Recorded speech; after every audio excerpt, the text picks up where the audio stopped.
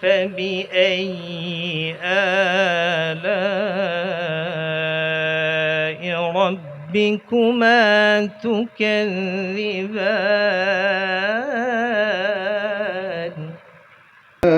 من الشيطان الرجيم.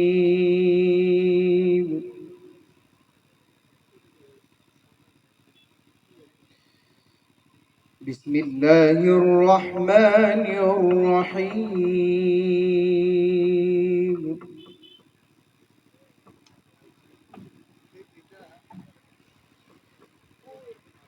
الرحمن علم القرآن خلق الإنسان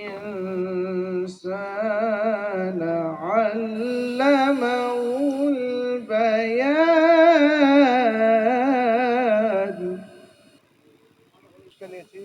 BNP সবসময় এই কওমি মাদ্রাসা এবং ইসলামের কথা বলে, আমরা তারই ধারাবাহিকতায় এই কাজটি করছি। এখানে মোট কতজন মানে অংশগ্রহণ করেছিল এবং তাদের উদ্বুদ্ধ করার জন্য আপনি কি পুরস্কার দিয়েছেন বা তারা কি পুরস্কার হিসেবে পাবে? এখানে এটা ধারাবাহিকতা রক্ষা হবে কিনা সব মিলে?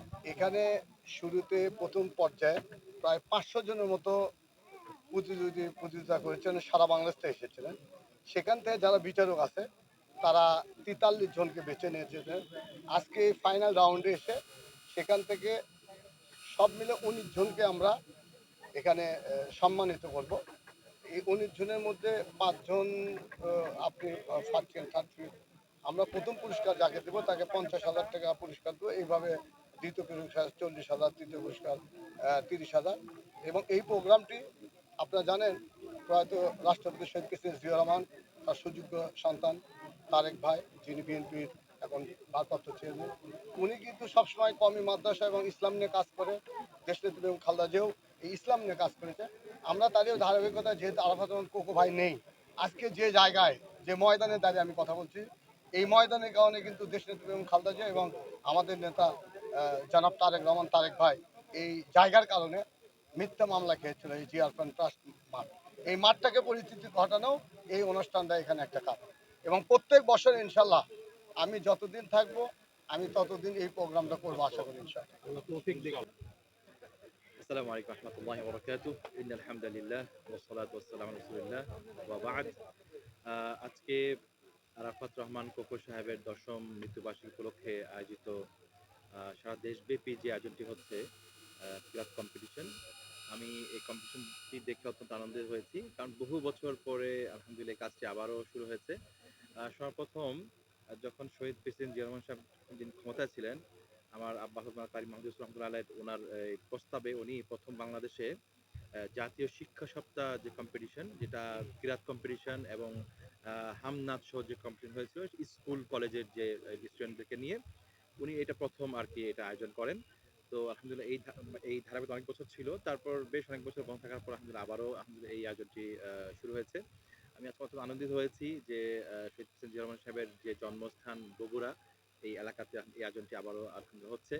আজকে যে কম্পিউটাররা এসছে কম্পিটিশন করার জন্য, মাশাআল্লাহ আমি দেখতে পেয়েছি এদের মধ্যে অনেক ভালো কণ্ঠের অধিকারী অনেকে আছে। ইনশাআল্লাহ এই কম্পিটিশনটি সারা বাংলাদেশ ব্যাপী ইনশাআল্লাহ ছড়িয়ে যাবে এবং সারা বাংলাদেশ থেকে কম্পিউটাররা ইনশাআল্লাহ আসবে। এবং আমার সাথে আমাদের সাবেক মেয়র সাহেবের সাথে আমার আলাপ আলোচনা হয়েছে।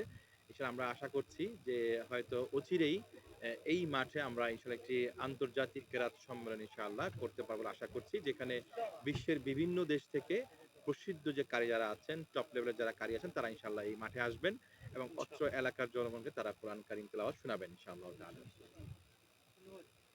আসসালামু রাহমাতুল্লাহি ওয়া বারাকাতুহু। أعوذ بالله من الشيطان الرجيم.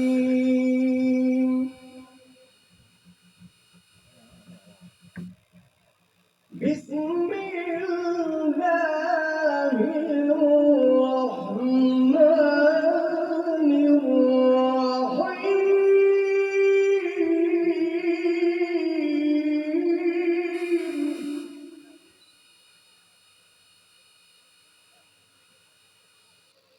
إنا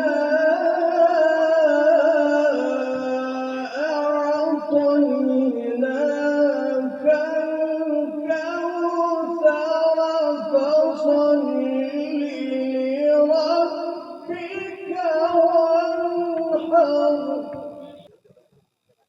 যিনি হয়েছেন প্রথম থেকে রাজেশ সাহেব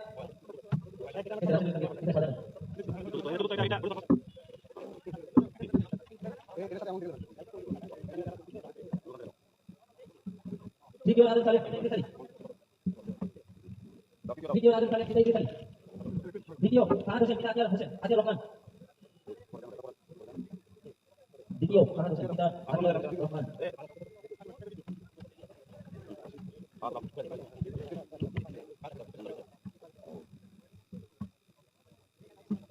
প্রথম স্থান অধিকার করেছে আবুল হাসান পিতা ইউসুফ আলী